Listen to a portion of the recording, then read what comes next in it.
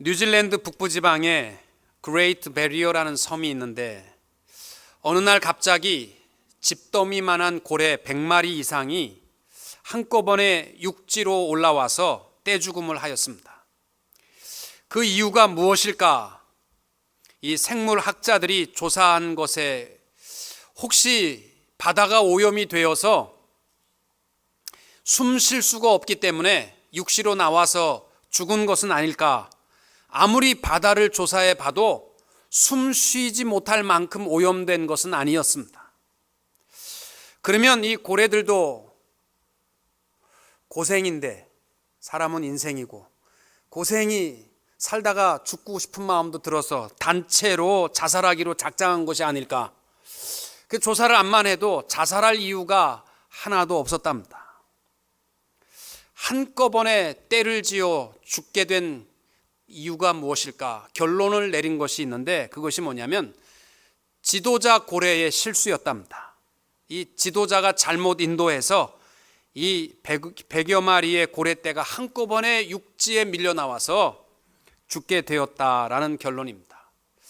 지도자 하나가 참 중요합니다. 세계 제2차 대전 때에도 1940년 독일의 서부 전선이 무너지면서 독일이 계속 후퇴했습니다. 진격을 하던 미군이 베를린을 코앞에 두고 진격을 멈추었습니다. 소련군에게 베를린을 점령할 수 있는 특권을 배려했습니다. 이 소련군이 뒤늦게 도착해서 베를린을 정복하게 되는 영예를 안았습니다.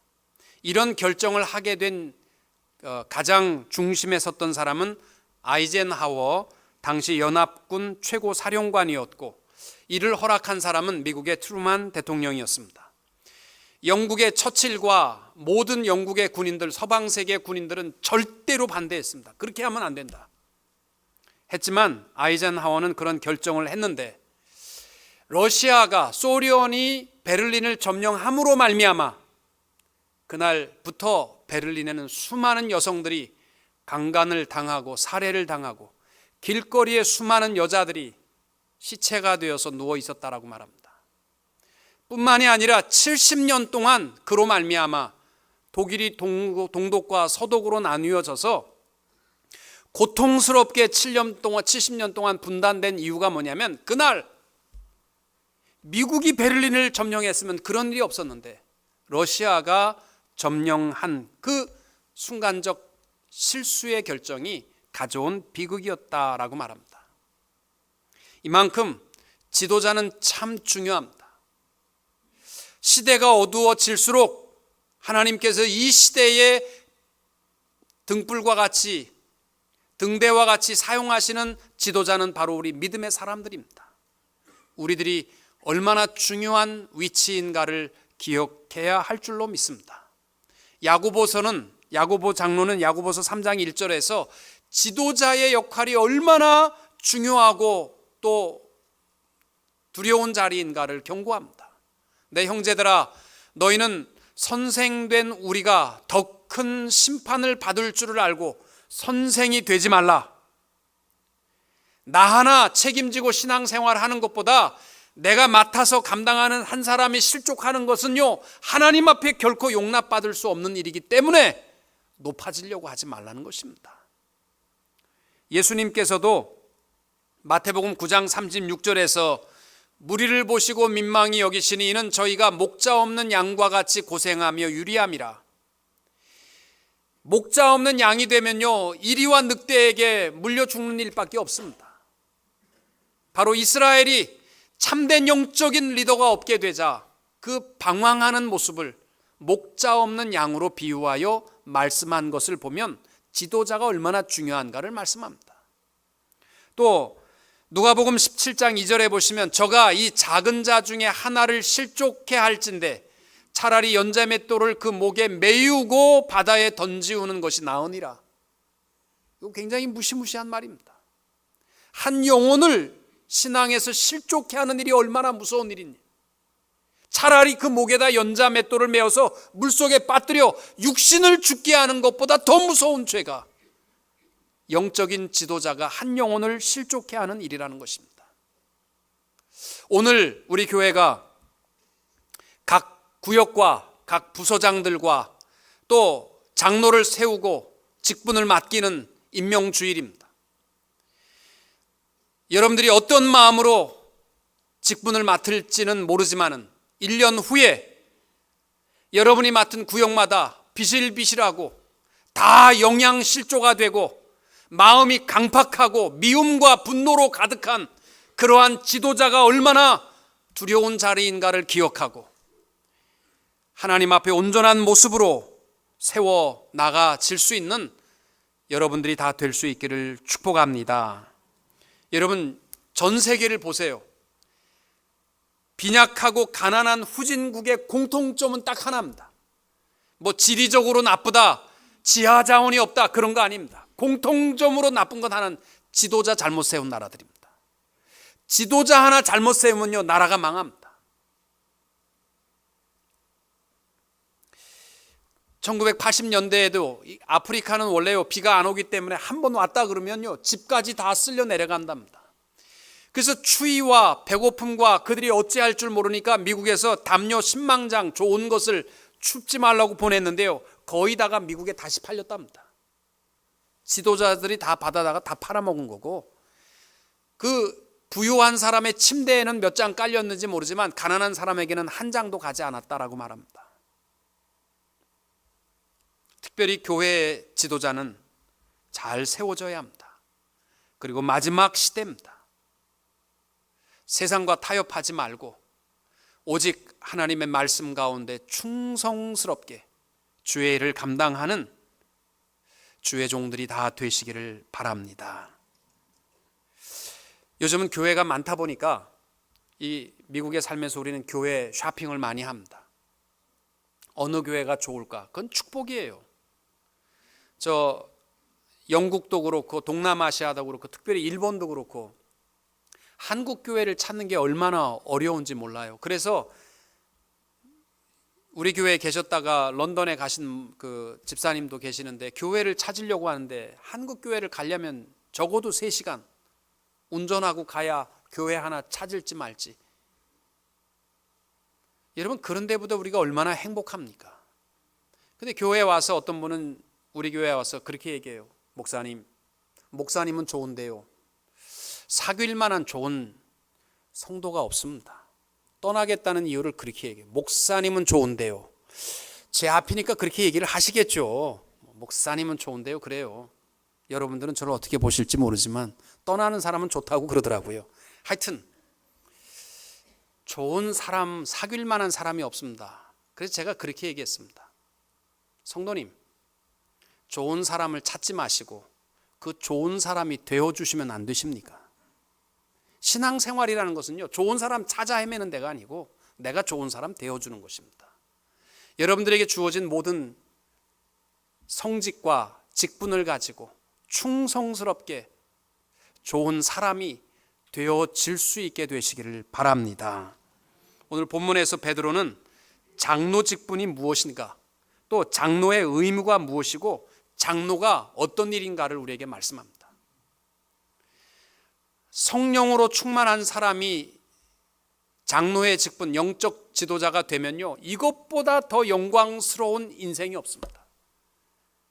그러나 육체의 소욕으로 가득한 사람이 세워지면요, 자신의 불행뿐만이 아니라 우리 교회 모두의 고통이요, 하나님 나라의 고통이 될 수 있습니다. 장로가 뭐 저래, 권사가 뭐 저래, 이러한 사람은요, 정말 하나님 앞에 섰을 때 어떻게 책임지시겠습니까? 출애굽기 3장 16절에 보면 장로라는 말이 처음 등장하는데, 구약에서는요, 대개 장로 그러면 용기와 인품이 겸비된 연장자의 의미가 강했습니다. 신약에 와서는요, 성령과 지혜와 경험을 겸비한 지도자를 의미하는 것이 강합니다. 오늘 하나님 앞에 내게 받은 모든 직분에 대해서, 또 성직에 대해서 성령의 사람으로 세워지고 충성스럽게 주의 일을 감당하여 온 교회에 베드로와 같이 본이 될 만한 성도들이 되시기를 주님의 이름으로 축원합니다. 제일 먼저 1절에 보시면은 장로의 자격을 말합니다. 너희 중 장로들에게 권하노니 나는 함께 장로된 자요 그리스도의 고난의 증인이요 나타날 영광에 참여할 자니라. 장로가 누구냐? 베드로가 나도 장로고 나와 함께한 자들이 장로라 이렇게 말하는데, 베드로를 보면은 어떤 사람이 장로인가를 알 수 있습니다. 베드로는요 사실 삶 속에는 실수와 허물이 많은 사람이에요. 예수님이 물 위로 걸으실 때에 나도 걷게 하옵소서 믿음으로 내려섰던 제자잖아요. 그런데 파도를 보고 금방 마음이 바뀌어서 두려운 마음에 물에 빠졌던 제자. 또 베드로는 예수님께서 발을 씻어주실 때에 다른 사람은 모르지만 내 발은 절대 건들지 못하십니다. 고집이 셌어요. 예수님께서 내가 너를 씻기지 아니하면 너와 내가 상관이 없다 하니까 주님 그러면 내 머리부터 발까지 다 씻어주세요. 하여튼 이만큼 좀 너무너무 심플하고 또 고집도 센 사람이 베드로입니다. 또 예수님께서 붙잡혀 가셔서 고통을 당하실 때 나는 남들은 다 모르지만 난 절대로 주님 떠나지 않습니다 했던 제자가 주님을 면전에 두고 내가 저 사람 누군지 모르겠다 저주하고 욕을 퍼부었던 사람이 베드로입니다. 근데 그를 하나님께서 귀히 여기셔서 영적 지도자의 장로의 직분을 주신 이유가 있습니다. 요한복음에 보시면은 베드로에게 딱 한 가지 확인하고 지도자의 직분을 주십니다. 바요나 시몬아 내가 나를 사랑하느냐? 예, 사랑합니다. 내 양을 먹이라. 이게 영적 지도자의 사명이잖아요. 바요나 시몬아 내가 나를 사랑하느냐? 예, 제가 주님 사랑합니다. 내 양을 치라.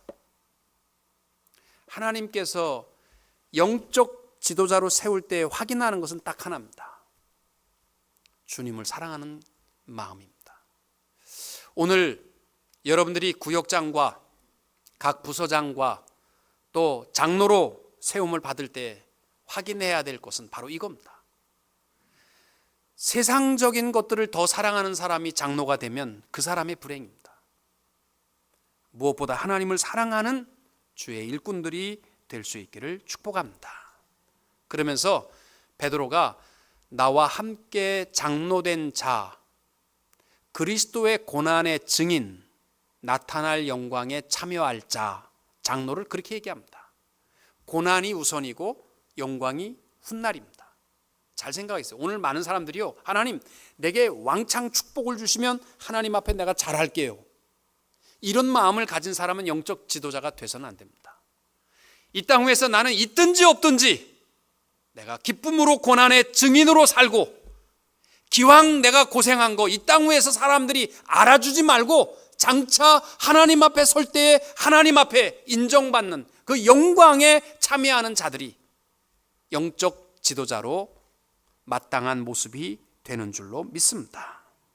여러분, 이 증인이라는 말이요, 고난의 증인, 증인이라는 말이 말투스라는 단어인데 순교의 뜻입니다. 고난이 길인 것을 뻔히 알면서도 감당하는 순교자의 마음. 그 장로님은요, 누가 되어야 되냐면 희생할 줄 아는 사람이 되어야 돼요. 물질도 희생할 줄 알아야 돼요. 시간도 희생할 줄 알아야 되고, 내 모든 것을 희생할 줄 아는 사람이 고난의 증인입니다. 그리고 사람들이 몰라줘도 좋아요. 이 땅 후의 영광은 바라지 않고 장차 하나님 앞에 설 때 장래의 영광을 바라보고 믿음으로 희생을 감당하는 사람, 그러한 일꾼들이 될 수 있기를 축복합니다. 두 번째로, 장로의 직분을 감당할 때 금해야 될 것이 하나 있습니다. 그것은 뭐냐면 억지로 하지 말라는 겁니다. 2절에서 말씀합니다. 너희 중에 있는 하나님의 양무리를 치되 억지로 하지 말고 하나님의 뜻을 따라 자원함으로 하며 더러운 이득을 위하여 하지 말고 기꺼이 하라. 이 2절 한 구절 속에요, 하나님의 귀한 직분을 감당할 때 3번 강조하는 것이 있어요. 억지로 하지 말라, 자원함으로 하라, 기쁨으로 하라. 하나님 그러한 열매를 기뻐하십니다. 주의 일을 감당할 때 여러분, 하기 싫은데 억지로 맡겼다, 그래서 내가 할 수밖에 없다, 이런 마음이라면 접으시기 바랍니다. 하나님 앞에 영광도 되지 않고 맺어지는 열매는 불평과 불만의 열매밖에 맺을 것이 없습니다. 저는 그래서 내년도에 모든 각 부서장과 구역을 임명할 때도요, 하기 싫습니다. 그럼 저는 두 번 묻지 말게 합니다. 하기 싫으면 안 해야지 말습니다. 주의 일은 그러한 사람을 통해서 하나님 영광 안 받으시거든요.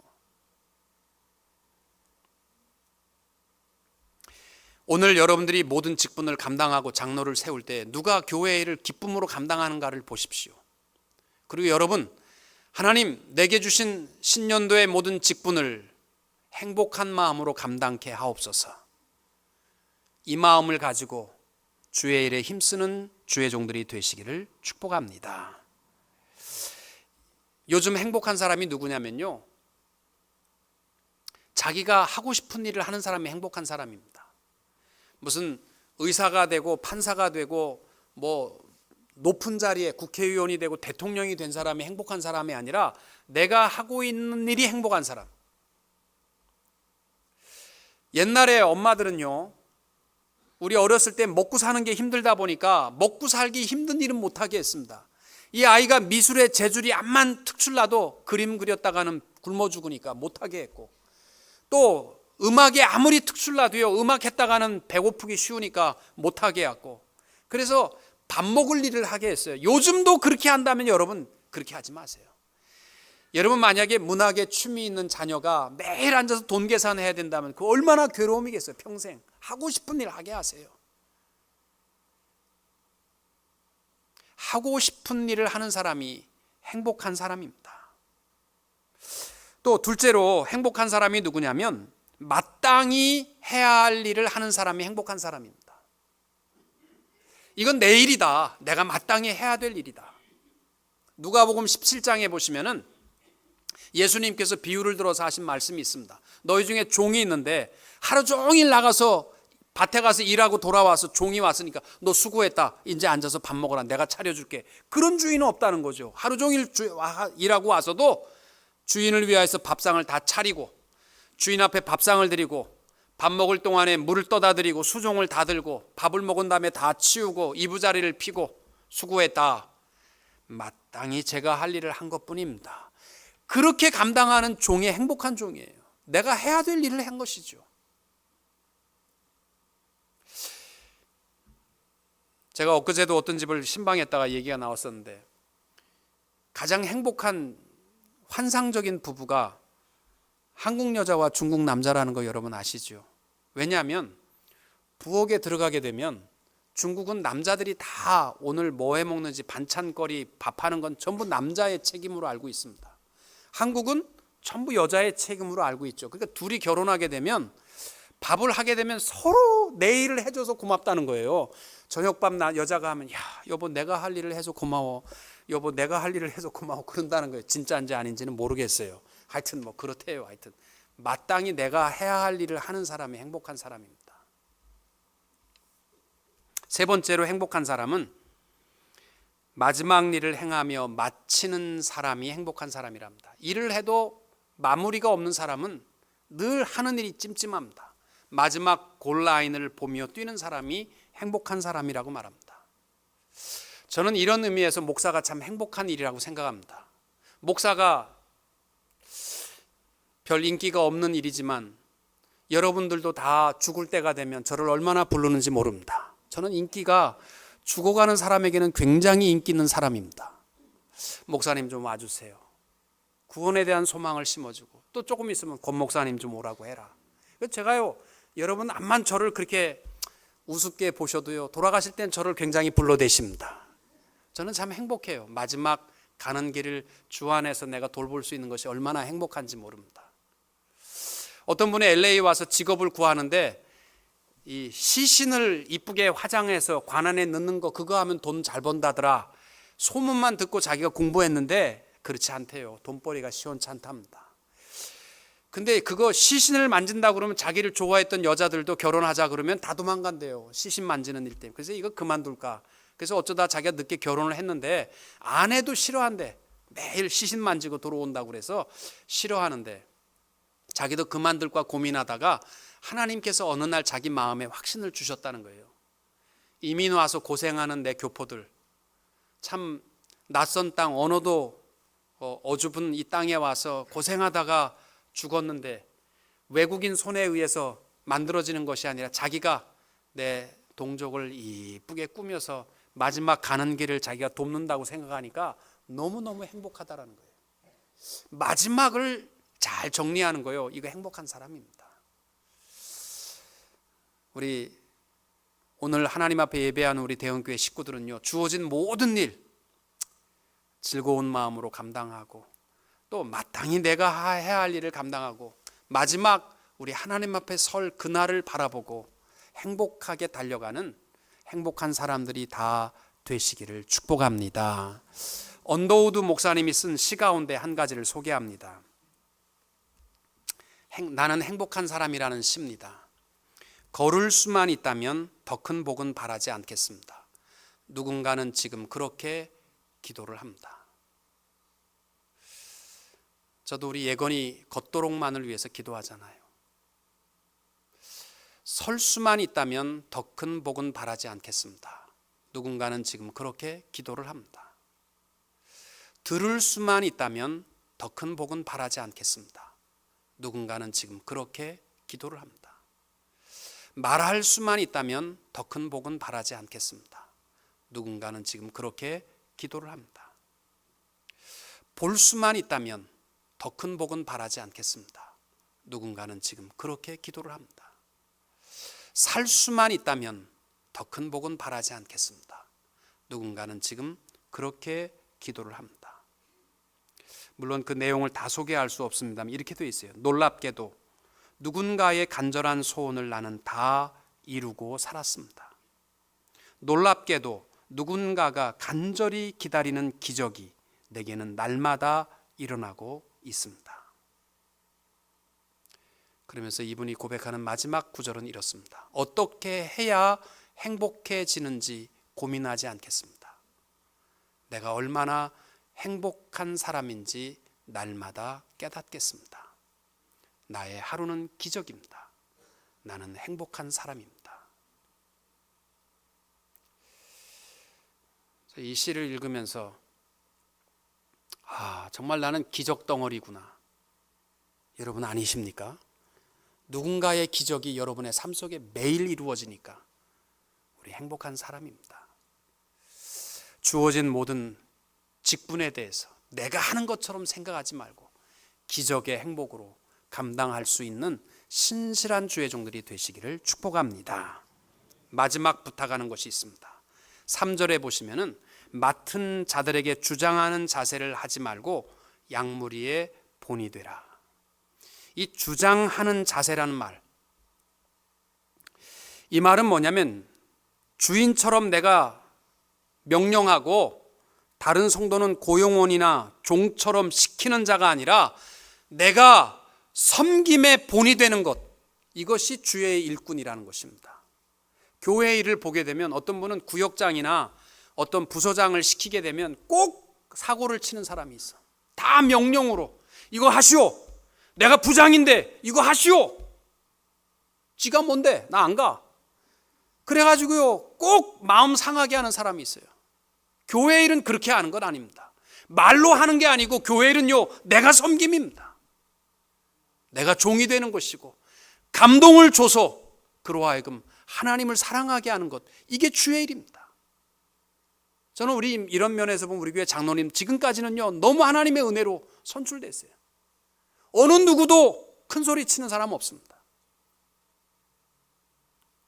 주장하는 자세로 하지 말고 본이 되는 주의 일꾼들이 되시기를 축복합니다. 이 본이라는 말이 무슨 뜻이냐면 듀포스라는 단어인데 주물이라는 말이에요. 여러분 붕어빵 아시잖아요. 붕어빵은요 밀가루 반죽을 넣게 되면요 1년이 지나도 똑같은 사이즈의 붕어빵이 나오게 돼 있어요. 왜? 그 주물 속에 들어갔다 나오면 똑같습니다. 우리 누가 영적인 지도자가 되어야 되냐면 나와 똑같은 사람을 닮아가게 할 수 있을 만큼 이 역할을 감당하는 것이 주의 일꾼의 모습이 되어야 할 줄로 믿습니다. 여러분 누가 장로님이 되어야 되냐면요 내가 저분과 같이 봉사하고, 내가 저분처럼 희생하고, 내가 저분처럼 본이 되는, 나 저분처럼 예수 믿어야 되겠다. 그분이에요. 이 듀포스. 그러한 모습으로 하나님을 사랑할 만한 일꾼들이 되시고, 그러한 모습으로 세워질 수 있는 직분자들이 될 수 있기를 바랍니다. 장로의 직분은 참 어렵고 힘든 일입니다. 그래서 나 안 해. 그러지 마십시오. 이것보다 더 영광스러운 일은 없습니다. 귀한 직분을, 여러분에게 주어진 하나의 모든 직분을 명령으로 하지 말고 섬김을 통해서 모범적인 지도자들이 선출되고 지도자들이 다 될 수 있기를 주님의 이름으로 축원합니다. 기도하겠습니다.